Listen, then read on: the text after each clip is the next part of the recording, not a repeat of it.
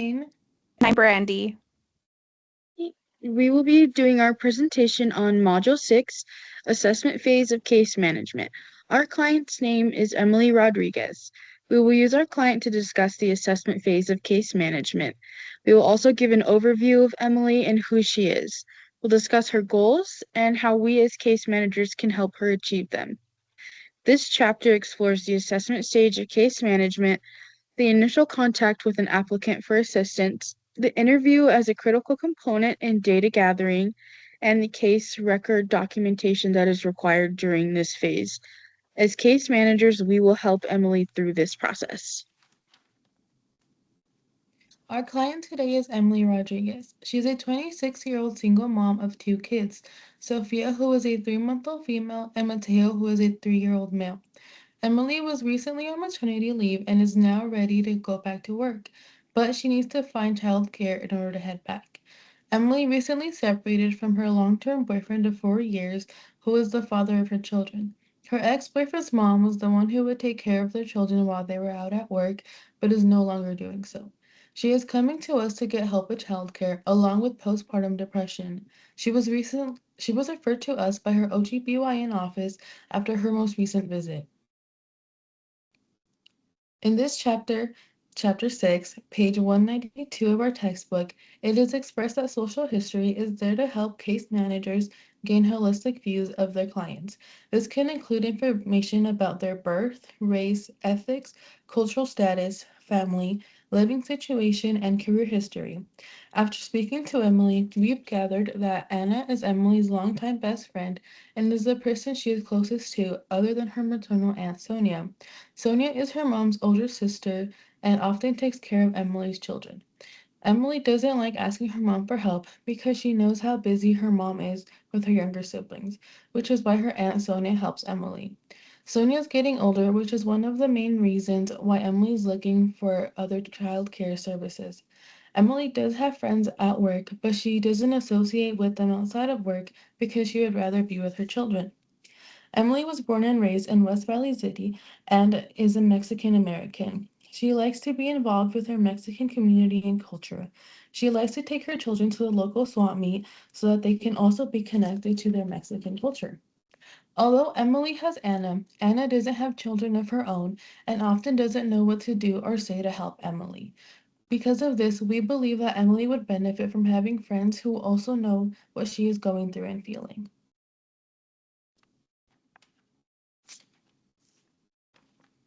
Chapter 6 of our textbook discusses different phases of the assessment process of case management. Based on our reading, our group identified 4 desirable outcomes of the assessment phase. We first want to establish rapport with the applicant. To do this, the case management team made sure they were available upon Emily's arrival to greet her and introduce themselves. Second, we wanted to make sure Emily felt understood and seen. We invited her into our conference room, offered her a drink and snack, and then asked her to tell us about herself and what brought her to our office. After Emily had some time to tell us everything she felt she needed to share with us, we asked her to fill out some client intake forms as well as the DAS 21, OQ 45, and Holmes Ray screeners.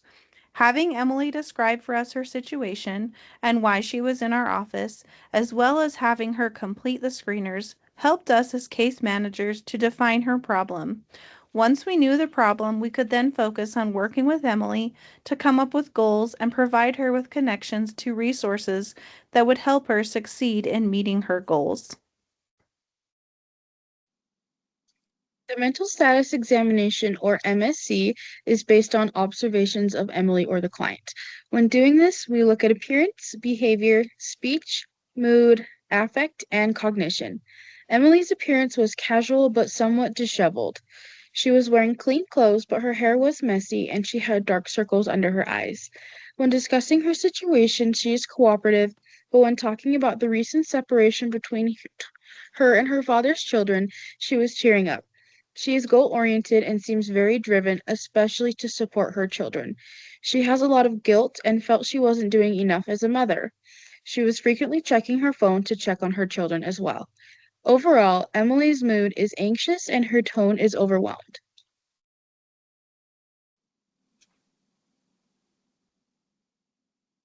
When asked if Emily ever wished she were dead or wished she could go to sleep and not wake up, she said no. She also made the comment, "My children are everything to me. They need me, and I need to be there for them." Based on Emily's answer, and as evidenced by her comment, we are not concerned about Emily having thoughts of or committing suicide. There were 3 screeners that we had Emily complete during her intake assessment.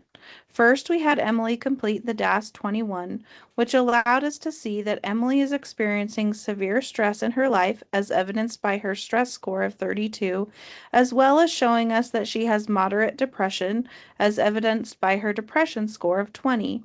Second, Emily completed the OQ-45, which showed us she was experiencing moderately high distress related to the many issues she is currently experiencing in her life. And third, we had Emily complete the Holmes-Ray Life Stress Inventory, where she scored a 198, indicating that she has a 50% chance of a major stress-induced health problem. Based on the data gathered from these screeners, as Emily's case managers, we want to make it a priority to get her services as soon as possible. First goal is to find affordable and stable childcare for Emily. Emily's previous childcare was her ex-boyfriend's mother, but now that they are separated, she needs another reliable option. She also had her Aunt Sonia, but due to her age, she is no longer able to take care of the children as much. We also want to reduce her stress and depression levels. Finding reliable, affordable healthcare will alleviate a lot of her stress in this aspect. We also want to find ways to increase her financial stability as well. For us, this will mean looking into resources for single parents and finding out what the state of Utah has to offer in this regard. Eventually, when Emily is in a better place emotionally, she would like to explore the possibility of doing couples counseling with her father's children. Even if the end result is not reconciliation for the relationship, she would like to have a healthy co-parenting relationship for her kids. Our last goal is to improve Emily's overall well-being. With the previous steps on this slide, we believe we can achieve this goal. Emily is a tired, overwhelmed, newly single mother who needs some support, which we are willing to offer for her. One of the resources we are referring Emily to is the Single Parent Project. This is a nonprofit organization that helps single parents with costs associated with childcare, rent, utilities, and groceries. They also provide access to mental health support as well as parenting support groups. Emily currently meets all of the eligibility criteria for this program. She is a single parent. She is the custodial parent of both her children. She is the only adult in the home with her children. She is a Utah resident. She has financial need and is returning to full-time employment. There are quite a few documents required for Emily to fill out in order to apply for this program. In order to avoid adding additional stress to Emily's already stressful situation, as her case managers, we will help her fill out the necessary forms and help her submit them to the Single Parent Project. Another resource that we would recommend is Circles of Support. They are a free support group located in West Jordan for mothers who struggle with mental health issues. Since Emily has expressed her postpartum depression to us, we think that she would benefit from their help and services. Circles of Support also has a resource for children and youth, along with a program where they can get free food that can last them up to a week before needing to go back for more. This program is great because it can help relieve some financial stress for Emily.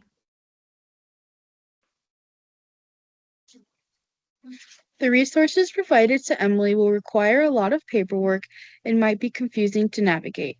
As the case managers, we are prepared to help Emily through these resources and spend time answering her questions or help fill out forms. We will also plan to continue to check in with her and see if these programs are helping her. This will include a check-in weekly via phone call or email and once monthly in person. We also plan to help her apply for Medicaid and CHIP for her children. This can alleviate some of her financial stress. Healthcare is very expensive, so to have these resources should reduce some of her financial burden. During this time, we can support Emily by following these steps and ensuring that she has help during this process.